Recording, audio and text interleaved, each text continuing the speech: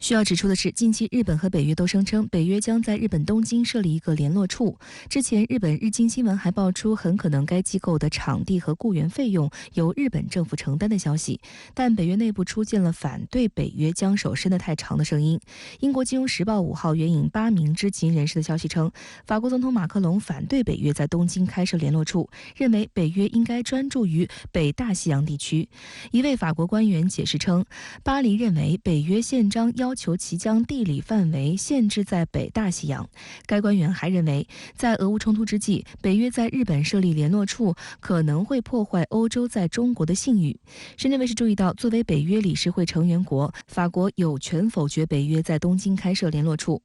6号上午，在日本内阁记者会上被问及上述报道时，日本外相林芳正仅作出北约内部正在进行相关讨论的答复，并拒绝就此事可能对未来国际局势产生的影响做出任何预判。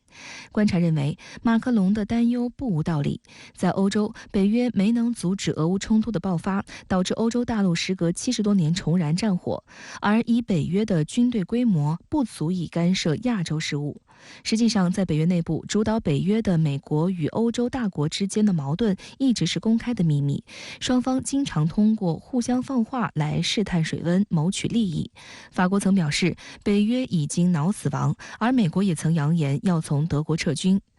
6号的中国外交部例行记者会上，发言人汪文斌表示，亚洲不是北大西洋地理范畴，也不需要建立所谓亚太版北约，但是北约却执着东进亚太，干预地区事务，挑动阵营对抗，这到底意欲何为？北约在这个问题上应该保持头脑清醒，日本也应做出符合地区稳定和发展利益的正确判断。6月7号，国防部官宣，中俄两军为太平洋西部空域完成第6次联合空中战略巡航第2阶段任务，标志着此次中俄联合战巡圆满完成。值得注意的是，日本和韩国就这一中俄年度合作计划的一部分说3道4，但实际上频频在区域挑事的是美国及其盟国，他们大搞双边和多边军演，是危害地区安全局势的根源。观察指出，中俄联合巡航表明两国维护亚太地区的和平和稳定的坚定决心。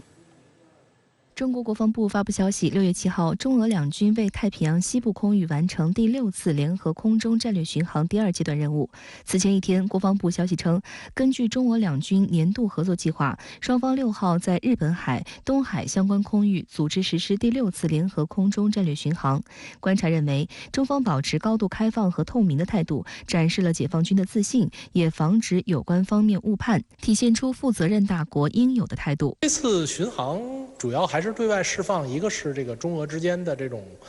军事外交关系，这个确实是一直保持着非常之良好的互动和合作。那么这个中俄的战略巡航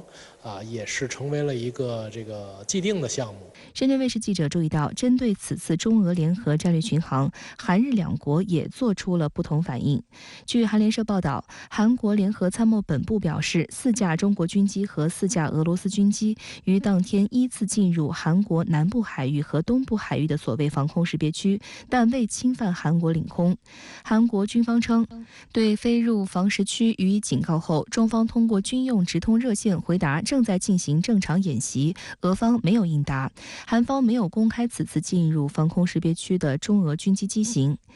相比较之下，日本防卫省统合幕僚监部6号晚间发布了中国军机及俄罗斯军机动向的图文通报。通报中称，从6月6号上午到当天下午，日本方面确认到2架中国轰6轰炸机从东海进入日本海，在日本海与2架俄罗斯图95轰炸机会合，其后共同飞行南下进入东海。此外，在轰炸机编队于东海共同飞行之际，还观测到2架推定是中国战斗机的飞机与其会合。时事评论员朱江明向深圳卫视分析，尽管美国近期大力撮合美日韩3角军事同盟，但两国在面对中俄联合空中战略巡航时，仍表现出不同的温差。作为韩国来讲，它的这个美日韩同盟呢，实际上它是最后一个板块。之前呢，他对这个事情不太积极。那么现在呢，作为新入伙的这个小兄弟，他肯定是表现得更为积极一些。那么日本呢，因为离他来讲，相对稍微这个区域远了一点，然后日本呢，作为这个一个比韩国还是要实力强一些的国家呢，那么它也不需要表现出那么强硬的态度，那么所以它呢就只是说做一种这个情报上的描述没有做出太多的这个直接应对行为。值得注意的是，这次中俄联合空中战略巡航的几乎同一时间，美国、日本和菲律宾于6月1号至7号在菲律宾巴丹省附近海域举行演习，这是3国首次在南海进行联合军演。近段时间以来，美军频频前来中国家门口秀肌肉，解放军果断采取了警告驱离措施。尤其是最近呢，这个周边的情况比较复杂。也有很多的新的这个安全形势的变化，所以说这个中俄两国呢，进行这种战略巡航呢，也是对外表示说，这个我们2个国家这个将会坚定不移的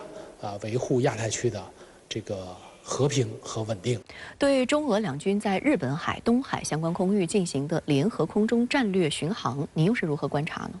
在俄乌两军打得不可开交的时候，也就是有些媒体所说的敏感时刻，中俄两军呢仍旧在日本海、东海相关空域实施年度联合空中战略巡航，说明了两军呢合作的自信、两军战力的自信、两军维护地缘战略平衡的自信。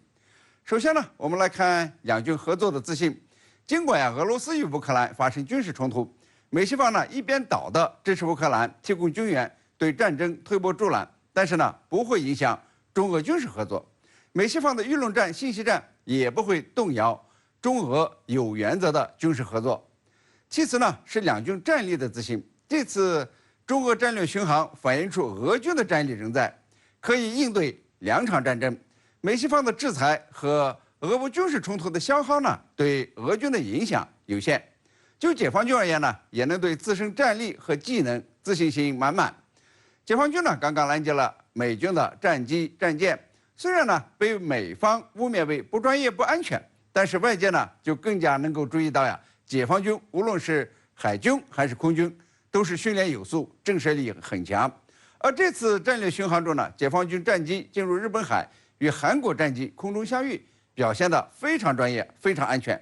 最重要的一点是，中国防长在新加坡相会演讲时再度重申，中国军队呢，为维护国家主权和领土完整，会毫不犹豫，不畏惧任何对手。而这次战略巡航呢，就是证明，军演所选择的空域，显然呢是有针对美日韩军事联盟的意味。解放军呢，潇洒地说句，并非针对第三方，精神焕发，激情奋飞。再次体现出中俄两国对维护地缘战略平衡的自信。